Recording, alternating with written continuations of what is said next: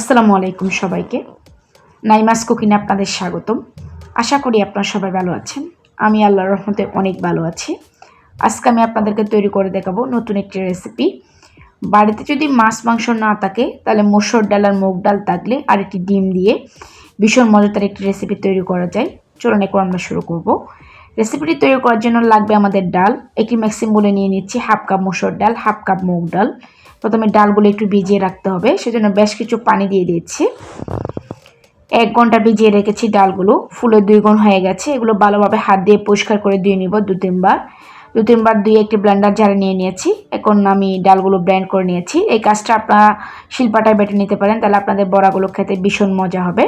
তার মধ্যে দিয়ে দিয়েছি একটা ডিম, 2টার মতো পেঁয়াজ কুচি, কিছু কাঁচামরিচ কুচি, হাফ চামচ করে আদা রসুন বাটা, স্বাদ মতো লবণ, সামান্য হলুদ গুঁড়া, সামান্য ধনে গুঁড়া, হাফ চামচ লাল মরিচের গুঁড়া দিয়ে দিলাম।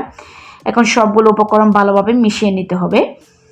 সবগুলো উপকরণ ভালোভাবে মিশিয়ে নিয়েছি। আমার ব্যাটারটা একটু পাতলা দেখাচ্ছে, আমি ব্লেন্ডারে ব্লেন্ড করেছি, সেই জন্য তার মধ্যে দিয়ে দিয়েছি 2 চামচ শুকনো চালের গুঁড়া। ব্যাটারটাকে একটু ঘন করে তারপর আমি বড়াগুলো বানিয়ে নিচ্ছি। যদি আপনারা শিলপাটায় বাটেন তাহলে আপনাদের বড়াগুলো খেতে কিন্তু ভীষণ মজা হবে, বানাতে খুবই সুবিধা হবে। আমি এভাবে করে সবগুলো বড়া তৈরি করে নিব। এভাবে করে সবগুলো বড়া তৈরি করে নিয়েছি। একই তেলে দিয়ে দিচ্ছি 2টার মতো পেঁয়াজ কুচি। পেঁয়াজগুলো যখন হালকা নরম হয়ে আসবে এ পর্যায়ে দিয়ে দিচ্ছি 1 চামচ আদা বাটা, 1 চামচ রসুন বাটা। আদা রসুন পেঁয়াজ ভালোভাবে ভেজে নিতে হবে। তারপর দিয়ে দিচ্ছি 1টার মতো টমেটো কুচি। টমেটো কুচিটা দেওয়ার পরে টমেটো কুচিটাকে একটু নরম করে নিয়েছি। তারপর দিয়ে দিচ্ছি স্বাদ মতো লবণ, হাফ চামচ হলুদ গুঁড়া, 1 চামচ ধনে গুঁড়া, 1 চামচ লাল মরিচের গুঁড়া দিয়ে দিলাম। তারপর সামান্য পানি দিয়ে দিচ্ছি মশলাগুলো একটু কষানোর জন্য। 2 মিনিট ঢাকা দিয়েছিলাম যাতে মশলাটা ভালোভাবে কষানো যায়। মশলাটা কষানো হয়ে গেছে, মশলা থেকে তেল ছেড়ে দিয়েছে। এখন আমি পানিটা দিয়ে দিচ্ছি। এখানে আমি 2 কাপ পানি দিয়েছি, এর থেকে বেশি পানি দিব না। পানিটা দেওয়ার পর আমি বড়াগুলো একটা একটা দিয়ে দিয়েছি।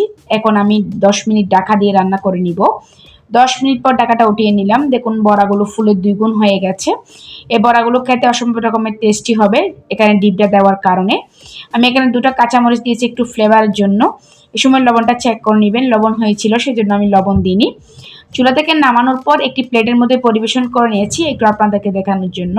দেখুন মাশাআল্লাহ দেখতে অনেক লোভনীয় দেখাচ্ছে, খেতে কিন্তু অসম্ভব রকমের টেস্টি হয়েছিল।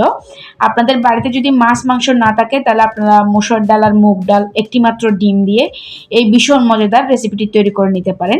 আশা করি আজকের রেসিপিটি আপনাদের ভালো লেগেছে। আশা করি আপনারা বাসায় ট্রাই করবেন। যদি আমার এরকম সহজ রেসিপিগুলো আপনাদের ভালো লেগে থাকে তাহলে অবশ্যই আমার চ্যানেলটি সাবস্ক্রাইব করবেন, পাশের নোটিফিকেশন বেলটি অন করে রাখবেন। যখন আমি নতুন কোনো ভিডিও আপলোড করব তখন সাথে সাথে আপনাদের কাছে নোটিফিকেশনটি পৌঁছে যাবে। অবশ্যই আমার ভিডিওতে একটি লাইক করবেন। কোনো প্রশ্ন থাকলে আপনারা আমাকে কমেন্টস করে জানাতে পারেন। সবাই বেশি ভালো থাকবেন, সুস্থ থাকবেন, আমার জন্য দোয়া করবেন। আল্লাহ হাফেজ।